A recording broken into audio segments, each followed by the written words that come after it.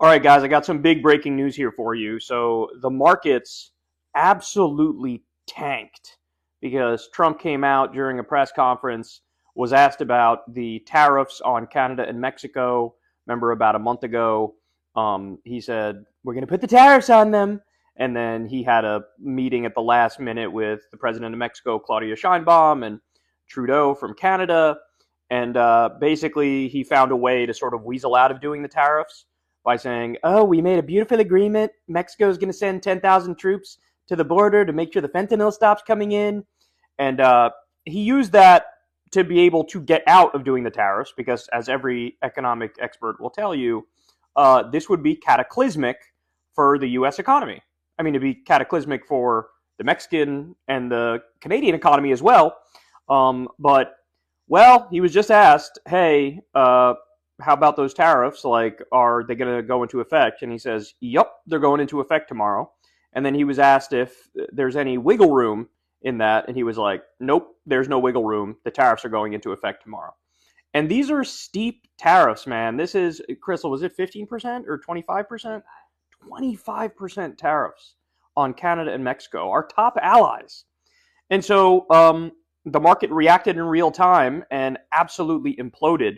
And look, I don't want to overstate it, but if he were to go through with these tariffs, it would be just an economic disaster. You're basically looking at like a guaranteed recession, potentially a depression.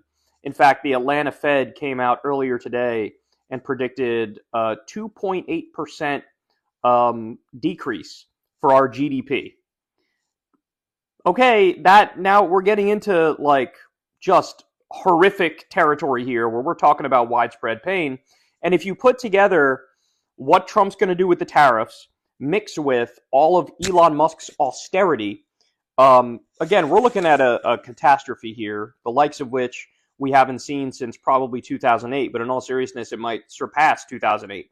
So I wanted to share this with you because this is very prescient. This is a tweet from a guy named Jake. He says, if I wanted to crash the economy, I think I'd put on indiscriminate tariffs, push cheap labor out of our country, that's all the mass deportations, slash public jobs, that's what Elon's doing, cut public spending, that's what the Republicans in the House and Senate are doing, promote an alternative to the dollar, that's all the crypto bullshit, and incentivize every global ally to partner with China. And that is effectively what Trump is doing with how unstable he is on the global stage, pushing everybody into the arms of China and BRICS, making, the dollar become less and less relevant and less likely to be the global currency of the future.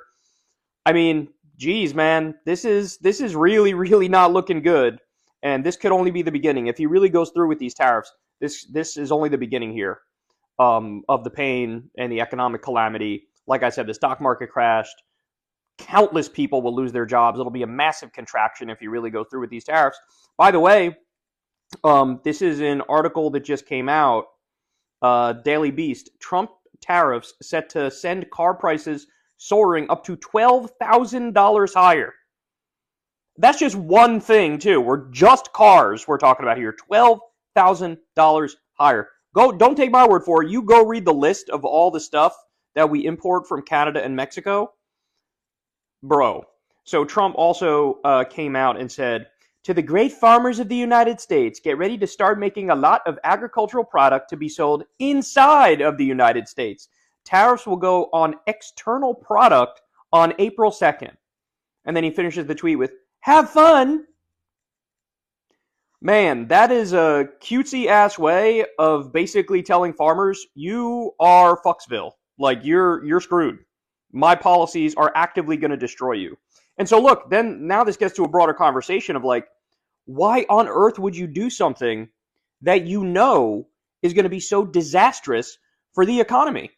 And I mean, there's some ugly answers to it, right? I mean, one thing is if you really have a giant recession or economic depression, that does allow Trump and his fellow robber barons, a group of 20 or 30 or maybe up to 100 people, to swoop in and buy everything up cheap, right? To really get us back truly to a Gilded Age type system where there's just a handful of people own everything and everybody else is effectively a peasant. And so I mean, I really don't know how to impress upon you guys just how colossally disastrous this can be here. And I'll wrap on this. Remember when Elon Musk said that there's going to be some necessary, quote, necessary economic hardship, necessary economic pain if Trump is elected? And he said, hey, embrace the pain. Remember, their favorite world leader is Javier Milei, who's an anti-government fundamentalist and anarcho-capitalist. And what Javier Milei delivered to Argentina is a 53% poverty rate. And I'm not kidding when I say we are on track to move closer to that number in this country. If he actually follows through with these tariffs, if they keep doing austerity and cutting government spending and cutting government jobs, if they actually follow through with basically destroying Medicaid and cutting Social Security, I really don't have the words to put into context for you what this country looks like if all of that goes through. I mean, we're talking about legit pitchforks in the street type moment, flooding the street, total political instability, probably political violence on a regular basis.